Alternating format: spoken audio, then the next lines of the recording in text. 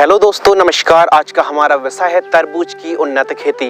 गर्मियों के दिनों पर जब हमारे किसान भाई तरबूज की खेती करते हैं तो एक दो समस्या ऐसी आती हैं, खासकर सीड्स सिलेक्शन में, कि कौन सी वैरायटी का चुनाव करें।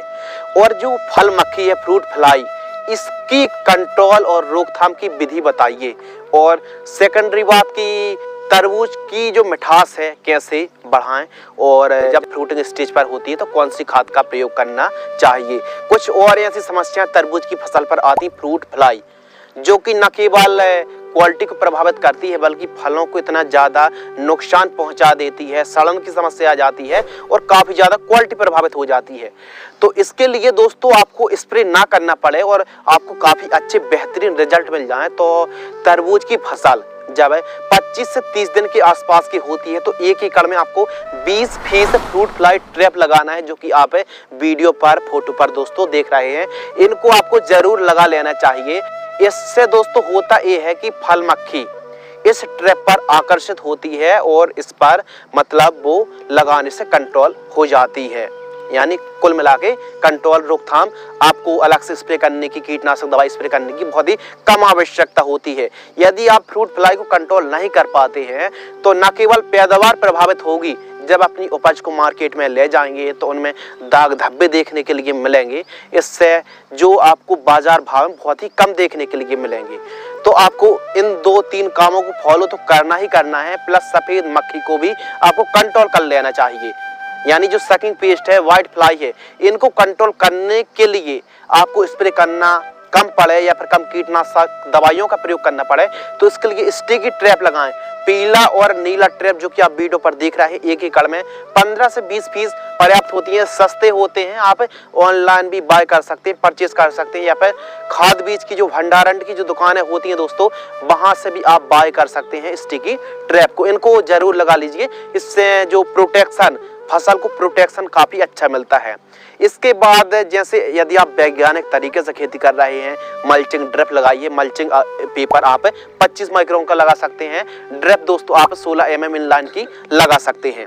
तो आपने मान लो वैज्ञानिक तरीके से खेती कर रहे हैं, आपने पौधरोपण अभी किया है, तो आप ड्रिंचिंग जरूर करें। 2 ड्रिंचिंग करें, इससे पैदावार बहुत ही शानदार तरीके से देखने के लिए मिलती है। फर्स्ट ड्रिंचिंग पौध रोपाई से ये मान लीजिए दूसरे या फिर तीसरे दिन 200 से 300 लीटर पानी लेना है।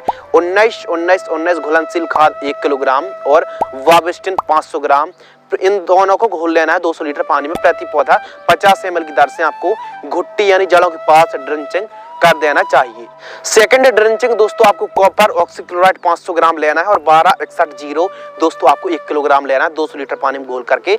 जब फसल 6 से 7 दिन के आसपास की होती है तब हमको सेकंड ड्रिंचिंग करनी चाहिए। सेकंड ड्रिंचिंग करने से जो पौधा की बढ़वार है वो बहुत ही शानदार तरीके से देखने के लिए मिलने वाली है। इस फसल पर एक और समस्या आती है दोस्तों, हम समस्याओं के ऊपर ज्यादा डिस्कशन कर रहे हैं, थोड़ा सा टाइम लग जाए, लेकिन प्रॉपर आपको जो जानकारी है, नॉलेज प्रॉपर मिल सके।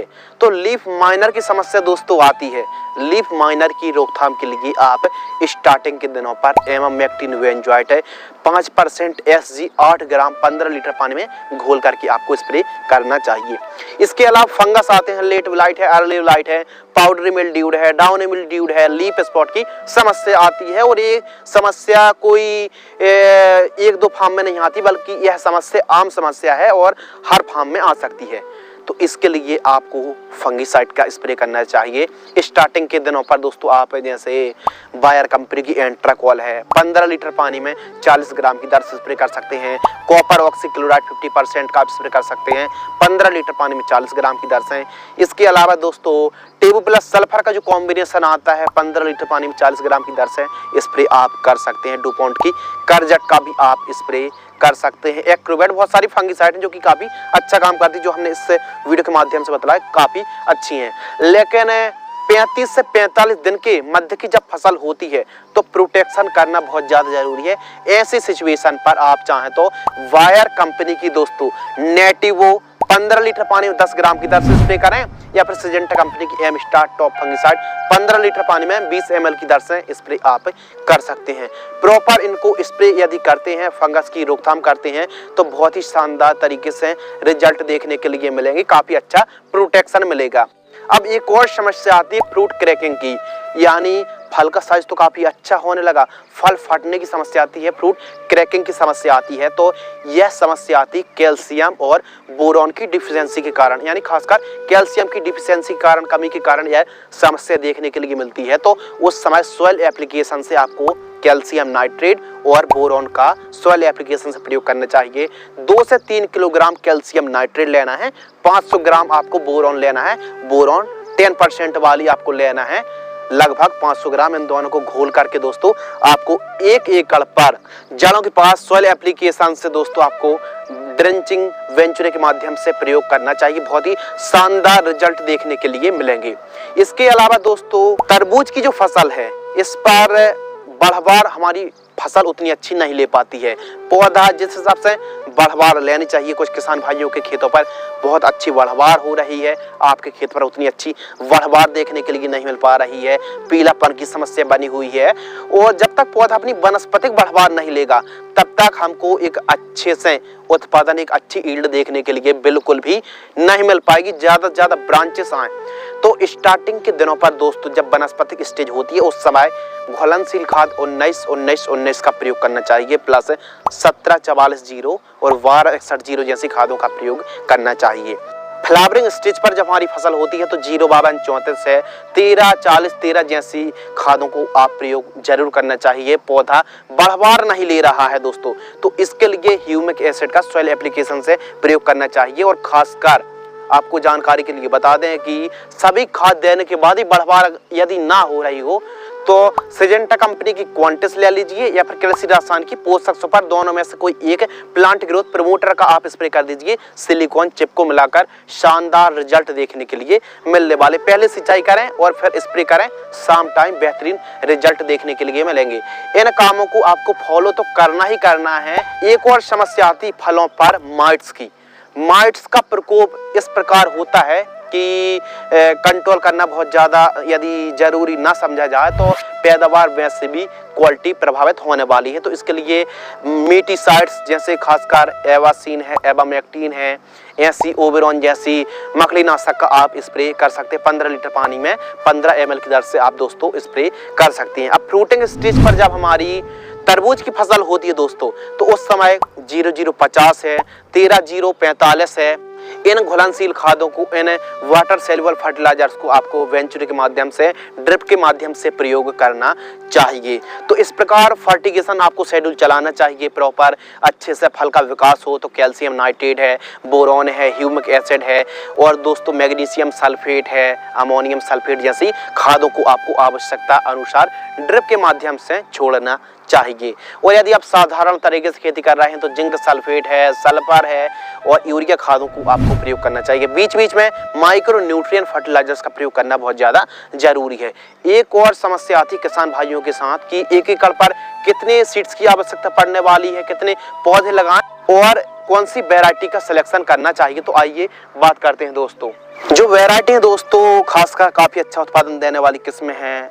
नॉनहेम्स की मैक्स के नाम से आती है, नामधारी सीड्स की NS 295 के नाम से आती है, सिजेंटा कंपनी की शुगर क्वीन के नाम से आती है, सिजेंटा सीड्स की किंग के नाम से आती है। इसके अलावा अंकुर की शुगर क्यूब जैसी वैरायटी को आप लगा सकते हैं। 1 एकड़ पर 150 से 200 ग्राम सीड्स पर्याप्त होता है। और 1 एकड़ में पौधे के ऊपर बात करें दोस्तों तो 5000 से लेकर 6000 पौधे की रिक्वायरमेंट पड़ने वाली है। प्लास्टिक प्रोट्री पर आप नर्सरी तैयार कर सकते हैं, पौधे तैयार कर सकते हैं। बेड तैयार करके ही आपको तरबूज की बुआई करनी चाहिए, पौधरोपण करना चाहिए। बेड मेकर या फिर बेड राइजर से आपको बेड तैयार कराना चाहिए। बेड से बेड की दूरी दोस्तों 5 फीट, बेड की चौड़ाई 2 से 3 फीट और बेड की ऊंचाई 1 फीट रखनी चाहिए। और इसका जो दोस्तों समय है, तरबूज की फसल का समय है दिसंबर जनवरी से लेकर मार्च एंडिंग तक में आप दोस्तों आप खेती कर सकती हैं और काफी अच्छा लाभ कमाई कर सकते हैं। बेसल डोज के ऊपर बात करते हैं कि जब बुआई कर रहे हो तो कौन सी खादों को प्रयोग करना चाहिए। गोबर की खाद 2 से 3 ट्रॉली तो आपको प्रयोग करना ही करना है, plus DAP 50 kilo, SSP 100 kilo, MOP 20 kilo. और दीमक की समस्या भी यदि देखने के लिए दोस्तों मिलती है तो इसके लिए आप एक काम कर सकते हैं कि रीजेंट GR दानेदार 5 किलोग्राम दानेदार इंसेक्टिसाइड का प्रयोग करना चाहिए। मल्चिंग पेपर के ऊपर बात करते हैं। मल्चिंग पेपर लगाने से फल की क्वालिटी सुधरती है। तो मल्चिंग पेपर दोस्तों 25 माइक्रोन का मल्चिंग पेपर दोस्तों आप लगा सकते हैं। कम दिन की फसल है, काफी अच्छा लाभ इस फसल से दोस्तों आप निकाल सकते हैं। प्लांट डिस्टेंस के ऊपर बात करते हैं। पौधे से पौधे की दूरी आपको 2 फीट रखनी चाहिए और लान से लान की दूरी 5 फीट रखनी चाहिए। सिंचाई के ऊपर बात करते हैं, इरिगेशन के ऊपर बात करते हैं। 10 से 12 दिनों के अंतराल पर सिंचाई करना काफी बढ़िया रहता है। यदि आप फ्लैट इरिगेशन से कर रहे हैं, ड्रिप से खेती कर रहे हैं तो 2 दिनों के अंतराल पर 2 घंटे सिंचाई कर सकते हैं। प्रथम हार्वेस्टिंग के ऊपर दोस्तों बात करते हैं। 60-62 दिन के आसपास की फसल होती है तो तुड़ाई के लिए तैयार हो जाती है। लाइफ साइकिल 70 से 75 दिन के आसपास का समय लग जाता है। बाजार भाव 15 से लेकर 20 रुपए के मध्य हमको प्रति किलोग्राम का रेट देखने के लिए मिलता है।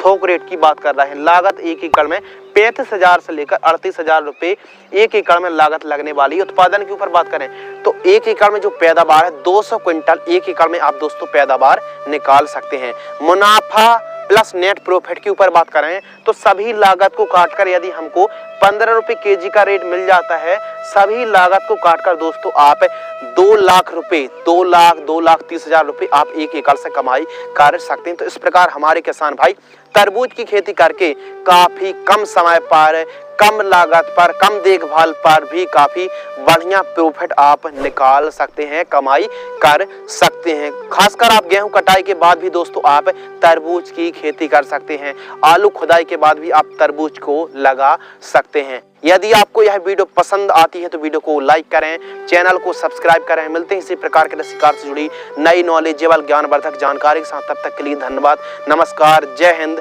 वंदे मातरम।